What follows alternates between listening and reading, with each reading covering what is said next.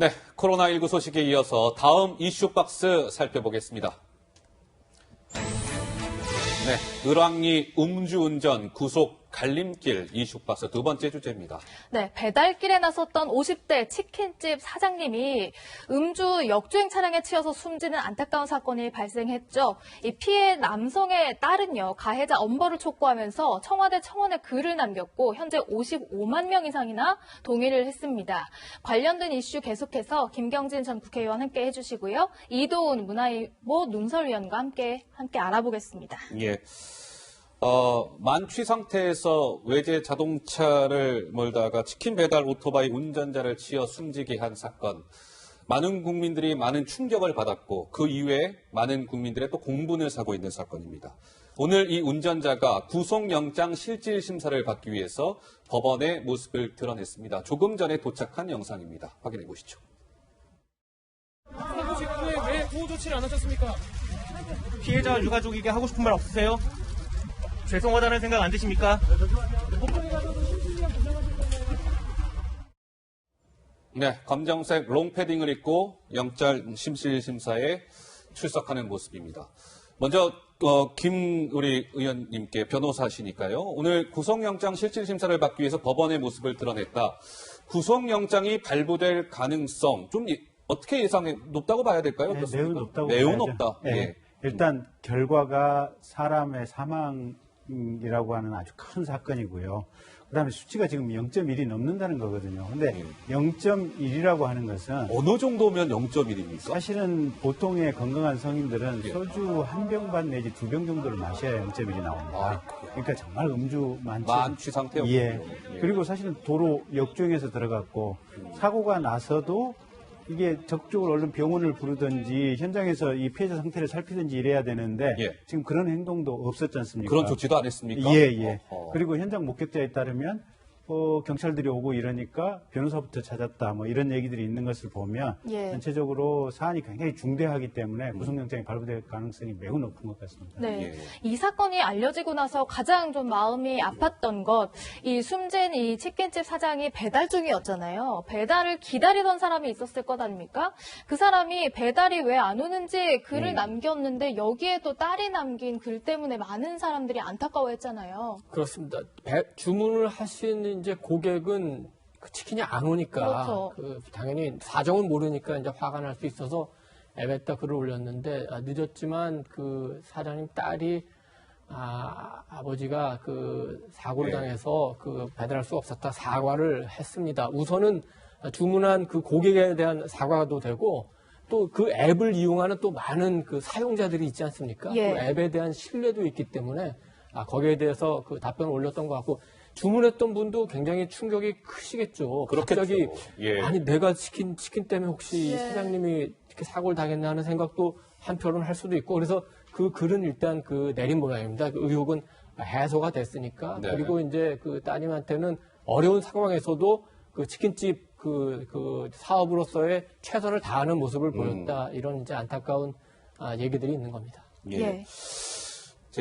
아까 우리 김 의원께서 잠깐 말씀을 주셨습니다만 이 사고 운전자 같은 경우에 사고를 본인이 냈으면 응급처치를 하고 먼저 그 조치를 취했어야 되는데 이 사고 운전자는 본인의 어떤 변호사부터 찾았다. 이 사실이 알려지면서 많은 국민들이 또 화가 잔뜩 났습니다. 어떤 이야기인지 직접 을왕리 음주운전 사고 목격자의 목소리를 통해서 확인해 보시겠습니다.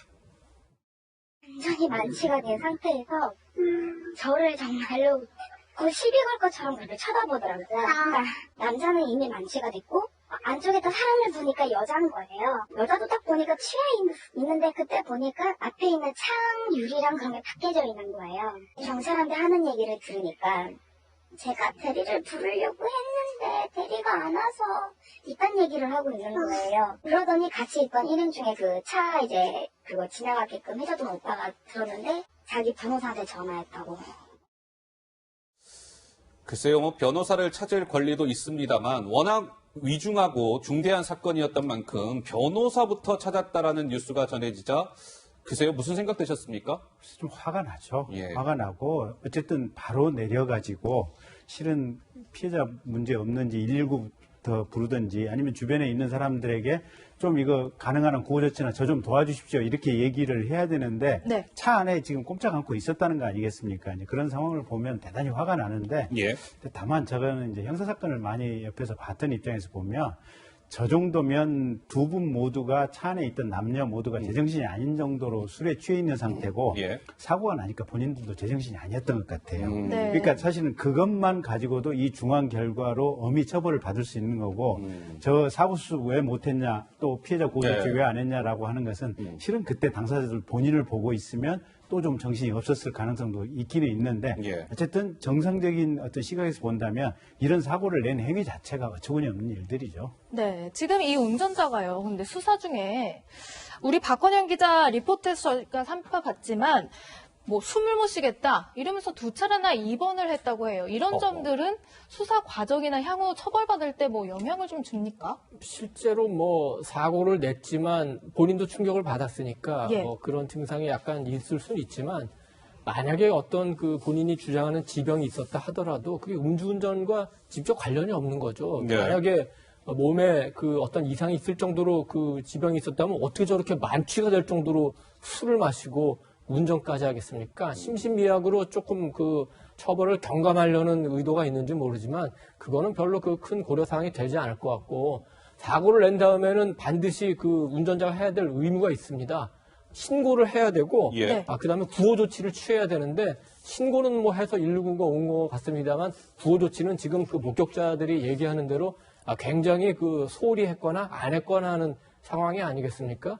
그래서 전반적으로 사고가 난 그 자체 음주운전도 그렇지만 이후의 처리 상황도 보면은 이 운전자 그리고 동승자에게 네. 어떤 그 감경을 쳐줄 만한 어떤 그 사안들은 그렇게 보이는 것 같지는 않습니다. 예. 네. 안타까운 음주운전 사망 사고가 하나 더 뒤늦게 알려진 게 있었습니까? 있었죠. 6살짜리 아이가 숨진 사건입니다. 서울 서대문구에서 50대 남성 A씨가 음주운전을 하던 중에 대낮에 인도에 있는 가로등을 들이받았는데요. 이 가로등이 인도에 덮치면서 여기에 서 있던 6살짜리 아이를 덮쳤다. 이런 소식이 뒤늦게 알려졌습니다. 그렇군요. 당시 아이의 엄마는 햄버거를 사러 잠깐 근처 상점에 들어가 있었던 상태라고 하고요. 엄마를 기다리던 도중에 참변을 당했다. 이런 소식이 알려져서 많은 분들이 지금 안타까워하고 있습니다. 근데 특히나 또 안타까운 것은 저 어머니가 아이를 저 바깥에 둔 이유가 같이 데리고 가게에 들어가면 혹시라도 내 아이가 코로나19에 네. 감염되지 않을까 그 걱정에 아이를 잠깐 바깥에 두었다가 저렇게 참변을 당한 겁니다. 참, 근데 이 코로나19가 계속 확산되고 있는 상황에서 뭐 어떻게 보면 당연하다고 얘기하면 어떨지 모르겠으나 음주운전이 지금 엄청나게 계속 지금 증가하고 있다면서요? 그러니까 엄청나게 증가는 아니고 엄청나게까지는 아니고. 예, 약간 증가하는 뭐 그 정도 수준인데 예. 우리가 생각할 때는 코로나 때문에 사회 활동이라든지 또 친목 교류 활동이 많이 줄어드니까 예. 거기에 따라서 지금 음주운전 숫자도 오히려 확 줄어야 되는 것이 아니냐 그런 예상하고는 달리 거의 비슷하게 아니면 미약하게 지금 증가하고 있는 이런 상황들이고요. 특히 문제가 되고 있는 게 음주운전 같은 경우는 지금 재범을 했던 예. 과거에 음주운전 전과가 있는 사람들이 다시 범죄를 저지르는 경우가 거의 50%에 육박을 하고 있습니다. 재범률이 상당히 높군요. 상당히 높습니다. 음주운전이. 예. 근데 최근에 법원에 있는 이제 후배 판사님들하고 얘기를 해보면 예. 최근 한 4, 5년 동안 음주운전에 대해서도 매우 강하게 지금 형사처벌을 하고 있는 추세들이고 그래서 음주 전과가 2회, 3회 되면 거의 뭐 6개월, 1년 이렇게 실형을 선고하고 있는 것이 현실적인 추세임에도 불구하고 이게 재범률이 늘어나고 있어서 오히려 좀 문제가 되고 있는 것이고 그래서 해외 일각에서는 차라리 차량에 음주 감지 센서를 좀 넣어가지고 예. 이게 음주 상태인 경우에는 아예 차 시동이 안 걸리게 하는 기술적인 조치를 차 출고 시부터 하면 어떠냐.